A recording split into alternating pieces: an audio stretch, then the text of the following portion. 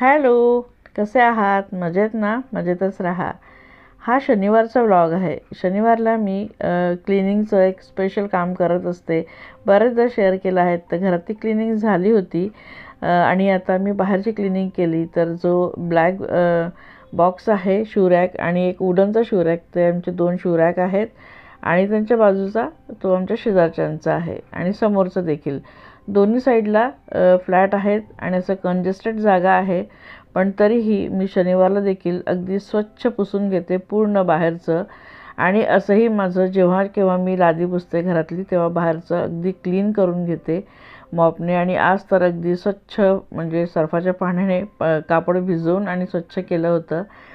आणि त्यानंतर आंघोळ वगैरे केली, घरातली देवपूजा केली आणि उंबरठ्याची पूजा केल्यानंतर इथं मी धूप आणि कपूर देखील लावला होता. आपल्या घराला ना उंबरठा हा असायलाच पाहिजे आणि दाराला एक तोरण तरी तुम्ही लावायलाच पाहिजे. सणावर आला तर आपण फुलांचं तोरण किंवा छान काहीतरी नवीन वेगळं तोरण लावत असतो. पण एक अगदी कायम एक तोरण आपल्या दाराला असायला हवं. आणि रोज आपण आपल्या उंबरठ्याची पूजा, जरी तुम्ही हळदी लेपण वगैरे नका करू, पण पूजन झालंच पाहिजे. तुमच्या घराला जर उंबरठा नसेल ना तर उंबरठा लवकरात लवकर लावून घ्यायचा आहे. बाहेर छोट्याशा एका पात्रात पाणी ठेवायचं आहे, त्याची पूजा करायची, त्याला फुलं वाहायचे. दारात छोटीशी का होईना आपण रांगोळी काढायची आणि आपलं जे मुख्य दार आहे ते अगदी स्वच्छ असायला पाहिजे. त्यावर तुम्ही स्वास्तिक वगैरे काढू शकतात किंवा मग एखादं स्टिकर वगैरे लावू शकतात. रोजच्या रोज तुम्हाला जर शक्य नसेल स्वास्तिक काढणं तर दार अगदी नेहमी स्वच्छ असायला पाहिजे. 4 लोकांना आपल्या घरामध्ये येण्याची इच्छा झाली पाहिजे. आणि असं म्हणतात की ज्याच्याकडे भरपूर पैसा नसेल तो श्रीमंत नसतो. ज्याच्याकडे अगदी पाहुणे भरपूर येतात, चपलांचे ढीग साचतात बाहेर, ते खरं श्रीमंत. तर तुमच्या घरात लोकांना यायची इच्छा झाली पाहिजे म्हणून आपलं घर कायम स्वच्छ ठेवा. आणि जसं की म्हटलं की आपलं घर आहे ना, आपलं दार आहे ना, आपलं अंगण, ते आपल्या घराचं दर्पण असतं. घरातलं घर तर आपण स्वच्छ ठेवतच असतो अगदी कायम, अगदी सुंदर, व्यवस्थित, नीटनेटकं. पण अंगण कसं ठेवतो त्यावर आपल्या घराचा जो काही आहे ना ते इमेजिन करतात लोक, यांचं घर कसं असेल. जर अंगण घाण असेल, चपलाबुटा अगदी पसरलेले असतील, मातीचे अगदी डाग पडलेले असेल, कचरा पडलेला असेल, घाण साचले असेल दारात, तर मग लोकांना नक्की वाटेल की यांच्या घरामध्ये देखील खूप घाण असेल, त्याच्या घरात काय जायचं आणि काय बसायचं, असं होतं. 4 पाहुणे आपल्या घरी आले पाहिजे म्हणून आपलं थोडंसं अंगण आपण स्वच्छ ठेवायला पाहिजे. आणि हे सगळं फक्त येणाऱ्या पाहुण्यांसाठीच नाही तर घरामध्ये येणाऱ्या लक्ष्मीसाठी सुद्धा करायचं असतं. लक्ष्मीचा कायम आपल्या घरामध्ये वास असायला पाहिजे. त्यामुळे आपण या छोट्या मोठ्या गोष्टी नक्कीच करायला पाहिजे. सकाळी टिफिन वगैरे होऊन गेले होते, त्यामुळे फक्त आता माझ्याच चपात्या मला बनवायच्या होत्या. तर म्हटलं भरपूर वेळ आहे तर ह्या वेळेचा काहीतरी सदुपयोग करायचा. मला काहीतरी 2-4 ना कैरीचे प्रकार बनवायचे होते. तर आधी मी 1.5 कैरीचे मोठे तुकडे करून बॉईल करायला ठेवली, कारण मला पन्हं बनवायचं होतं. आणि बाकी उरलेली कैरीचे असे मोठे तुकडे करून आणि फ्रीजमध्ये ठेवून देणार आहे, कारण याची मला चटणी करायची आहे. पण माझ्याकडचा पुदिना संपलेला आहे, मला पुदिना आणायचा आहे. आणि मग त्याची चटणी ना मी तुम्हाला नेक्स्ट व्लॉगमध्ये नक्कीच दाखवेल. तर इथं मी यांना असंच तुकडे करून ठेवून देते, कारण असं जर कैरी ठेवली तर ती खराब होईल. कैऱ्या तुम्ही म्हणाल की मी धूत नाही आहे, पण ह्या मी धुवून ठेवल्या होत्या. जेव्हा मार्केटमधून आणतात ना तेव्हाच मी धुवून वगैरे स्वच्छ पुसून ठेवून दिल्या होत्या. आणि आता मी 3री कैरी घेत आहे, तिचे देखील आता छान असे बारीक तुकडे करून घेणार आहेत, अगदी छोटे छोटे. तर माझ्या पन्ह्यासाठी मी ज्या कैरी बॉईल करायला ठेवल्या ते बॉईल होते तोपर्यंतही मी बाकीचं कामं करते, म्हणजे तेवढा वेळही वाचतो. तर याचे मी छोटे छोटे तुकडे काय करणार आहे, तर एक छान असं तोंडी लावण्याचा प्रकार मी बनवत आहे. अगदी सोपा आहे. माझी आई ना आम्ही लहान असताना लहान काय म्हणजे मी लग्नाच्या आधीपर्यंत हे खाल्लेलं आहे. तर माझी आई नेहमी हे बनवायची. बघा, लोणचं केव्हा घालतात गावाकडे, जेव्हा एक पाऊस पडून जातो ना त्याच्यानंतर ते लोणचं घालतात. लोणचं घालायला वेळ असतो आणि साकाच्या कैऱ्यांना मार्केटमध्ये येऊन जातात. जे साक पडलेल्या कैऱ्या असतात त्या मार्केटमध्ये आलेल्या असतात किंवा मग एखादी शेतकरी वगैरे देऊन जायचा ओळखीचे वगैरे. तर माझी आई काय करायची, त्या कैऱ्यांना स्वच्छ धुवून पुसून आणि अगदी बारीक असे तुकडे करायचे, जसे आता मी करते तसे बारीक तुकडे करून घ्यायची आणि त्याच्यासाठी तोंडी लावण्यासाठी हे बनवायचे. तर आम्ही खिचडीसोबत, डाळ भातासोबत किंवा एखाद्या वेळेस ना पोळीसोबतसुद्धा खायचो. खरं तर एखादी भाजी नाही आवडली ना तर लोणचं पोळी कसे खातो तसं आम्ही पोळीसोबत देखील खायचो. तर खूप टेस्टी लागतं हे असं नुसतं खायला. आणि भाजी पोळीसोबत तोंडी लावण्यासाठी देखील खूप छान आहे. पाहुणा रावणा आला तर त्यांच्या ताटामध्ये लावण्यासाठी देखील खूप उत्तम आहे. अगदी झटपट होते आणि खूप मस्त लागतं. तर हे मी बारीक बारीक अगदी तुकडे करून घेते. अगदी आईचीच मी कॉपी करते.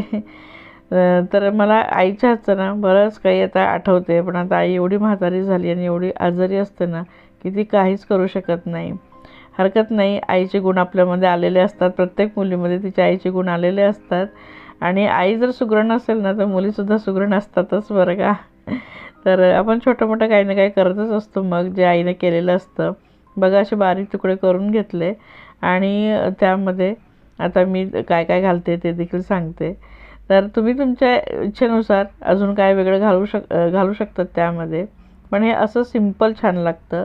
यामध्ये मी मिरची पावडर घातली आहे स्वादानुसार आणि आता हळद घालते. जर तुम्ही उपवासासाठी म्हणजे खात असाल ना उपवासामध्ये साबुदाण्याची खिचडीसोबत वगैरे, तर मग तुम्ही हळद नका घालू. मिरची पावडर, हळद आणि मी इथं धनेपूड घालते, जिरेपूड घालते. आणि जिरेपूड तुमच्याकडे नसेल ना तर जिरं भाजून त्याची पूड करून टाका, खूप छान लागतं. मीठ घालते. तुमचा उपवास असेल तर तुम्ही सेंधव मीठ किंवा काळं मीठ घालू शकतात. आणि याला ना असं डबा बंद करून छान मिक्स करून घेते. याला ओपन करून मी दाखवलं नाही, माझं शूट करायचं राहून गेलं घाई गडबडीत. पण हे ना खूप छान लागतं. याला मला तुम्हाला नेक्स्ट व्लॉगमध्ये दाखवायचं होतं, पण त्याआधीच खरं तर हे संप्यात आलेलं होतं. आणि आता मी जी मिरची कापली होती जी कैरी कापली होती ती आणि जे काय आता बनवलं होतं तोंडी लावण्याचं ते ठेवून दिलं मी फ्रीजमध्ये. आणि इथं मी पण्याची तयारी करते आता. तर कैरी बॉईल झाली होती, तिला एका चाळणीमध्ये निथरून घेतली आणि याचं पाणी आता मी फेकणार नाही आहे, याचं पाणी मी राहू देणार आहे. बऱ्याच जणांचं म्हणजे वेगवेगळी पद्धत असते पन्हं बनवण्याची. काही जण कैरी सोलून आणि मग तिला वाफवून घेतात आणि मग मिक्सरमध्ये गूळ आणि ते कैरीचा जो पल्प असतो तो बारीक करून घेतात. आणि काही जण जसं मी सुद्धा करते की कैऱ्या आता जसे बॉईल केल्यात ना तशाच बॉईल करून सुरीने किंवा चमच्याने त्याचं गर काढून घेते आणि मिक्सरमध्ये गूळ आणि तो जो गर असतो पल्प असतो तो मी बारीक करून घेते. पण आज वेगळ्या पद्धतीने करते. आता बघा आपण मिक्सरमध्ये जरी केलं ना तरी त्या कैरीतले बारीक धागे जे असतात ना, शिरा म्हणतो आपण त्याला, ते दातामध्ये अडकतात किंवा ते मुलं जर लहान मुलं पितात ना तोंडामध्ये जिभेवर येतात तर ते काढून टाकतात किंवा मग त्या तोंडात येतं म्हणून काही जण म्हणून पित नाही. हे जे पन्हं आहे ते मी काय करते, जी पुरणाची चाळण आहे ना त्यातून मी ते कैरीचे जे फोडी आहेत ना त्यांना किसून घेते. त्यांचं पूर्ण बघा असं सॉफ्ट गर निघतो आहे. एकही त्याच्यामध्ये रेषे असणार नाही किंवा धागे असणार नाही. खूप सॉफ्ट आणि स्मूथ निघतो. त्यामुळे पन्हं प्यायला देखील खूप स्मूथ लागतं, खूप छान लागतं. असं वाटतं की एखादा माझा वगैरे आपण पितो आहे. तर बघा असं मी छान त्याला पूर्ण पल्प काढला आहे हा दीड कैरीचा. याने 4 ग्लासपर्यंत तरी आरामात पन्हं तयार होईल. तर मी थोडं टेस्ट करून घेतलं. कैरी थोडी आंबट लागली होती तर मी इथं गूळ किसून घेतला होता. 1.5 ते 2 वाटी होता, तो मी टाकून घेतला पूर्ण की जास्त आंबट व्हायला नको म्हणून. तर हिशोबाने गूळ टाकला आहे आणि याला छान असं फेटून घेते. गूळ आणि हा जो पल्प हा मिक्सरमधून काढत नाही आहे मी, याला थोडा वेळ तसंच पडू देणार आहे. गूळ विरघळेपर्यंत तो स्वतःहूनच विरघळेल, त्यामध्ये छान असं मुरेल ना तर अजून छान टेस्ट वाढते पन्ह्याची. तर मी इथं सगळं असं मिक्स करून घेते आणि जे निथरून जे पाणी होतं ना उरलेलं ते फेकलं नव्हतं, ते मी साईडला ठेवलं होतं, ते पाणी यामध्ये घालते. तर वेगळं पाणी घालण्याची गरज नाही, कारण ह्या पाण्यामध्ये पूर्ण कैरीचा जो अर्क उतरलेला असतो, त्याचा फ्लेवर उतरलेला असतो, ते मी म्हणून ते पाणी मी फेकत नाही. ते देखील यामध्ये मी घालून घेते. वेगळं पाणी घालण्याची गरज नाही. आणि हे असंच ढवळून झाकून ठेवून देणार आहे. आणि मग जेव्हा मला सर्व करायचं असेल तेव्हा 1 भाग पाणी आणि 2 भाग हे पन्हं असं मिक्स करून दिला ना खूप छान टेस्ट येतो, भारी वाटतं खरं. हे पन्हं तुम्ही नक्कीच करून बघा अशा पद्धतीने. तर इथं माझं पन्हं देखील तयार झालं आहे. त्यामध्ये मी काळं मीठ आणि जिरेपूड घालते. जिरेपूड मी रेडीमेड घालते, तुम्ही जिरं भाजून देखील पूड करून घालू शकतात. तर अशा पद्धतीने काही कैरीचे हे प्रकार मी केले, तुमच्यासोबत देखील शेअर केले. कसे वाटले आणि आजचा एकूण व्हिडिओ तुम्हाला कसा वाटला?